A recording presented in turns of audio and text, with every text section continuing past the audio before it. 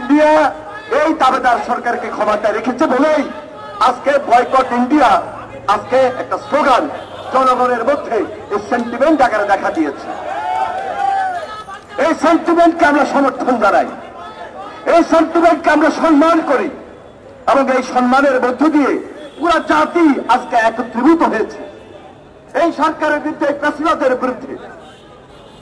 এটা কোনো পার্টির লড়াই নয়, এটা কোনো দলের লড়াই নয়, এটা এই দেশের জনগণের অধিকারের লড়াই। এই প্রেসিডেন্টের বিরুদ্ধে,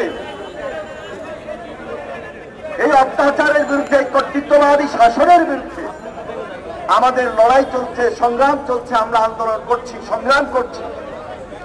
9 বছর নয়, 9 বছর পার হয়েছে, 10 বছর নয়, 15 বছর পার হয়েছে।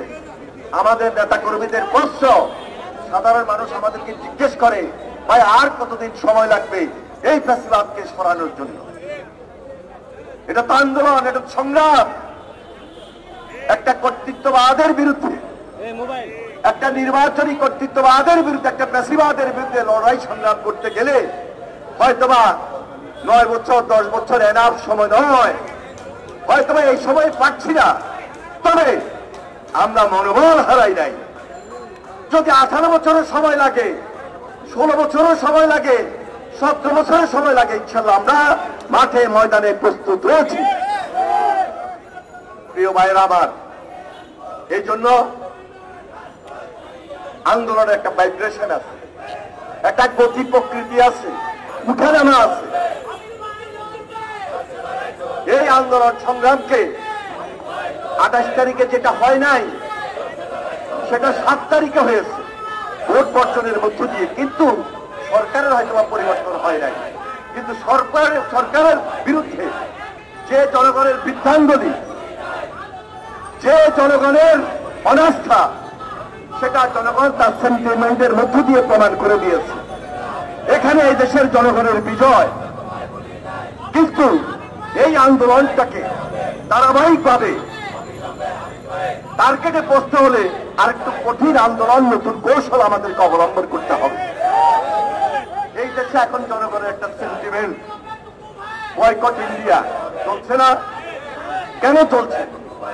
ইন্ডিয়া এই দাবেদার সরকারকে ক্ষমতায় রেখেছে বলেই আজকে বয়কট ইন্ডিয়া আজকে একটা স্লোগান জনগণের মধ্যে এই সেন্টিমেন্ট আকারে দেখা দিয়েছে।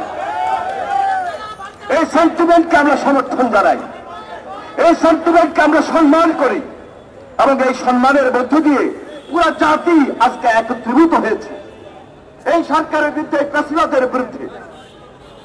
এটা কোনো পার্টির লড়াই নয়, এটা কোনো দলের লড়াই নয়, এটা এই দেশের জনগণের অধিকারের লড়াই। ভোটের অধিকার, বাতের অধিকার, গণতন্ত্রের লড়াই। সুতরাং এই লড়াইয়ে জিততে হলে আমাদেরকে আন্দোলন সংগ্রাম করে এক এবং ঐক্যবদ্ধ থাকতে হবে। দেশনেত্রী বেগম খালেদা জিয়ার নেতৃত্বে, ভারপ্রাপ্ত চেয়ারম্যান জনাব তারেক রহমানের নেতৃত্বে ইনশাল্লাহ আপনারা এই আন্দোলনে গরম, তীব্র গরম তাপদাহ উপেক্ষা করেও আজকে রাজপথে ঐক্যবদ্ধ।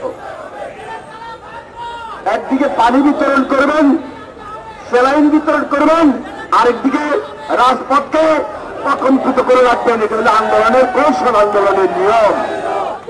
ইনশাল্লাহ আমরা ঐক্যবদ্ধ রয়েছি, আমরা হতাশ হই নাই।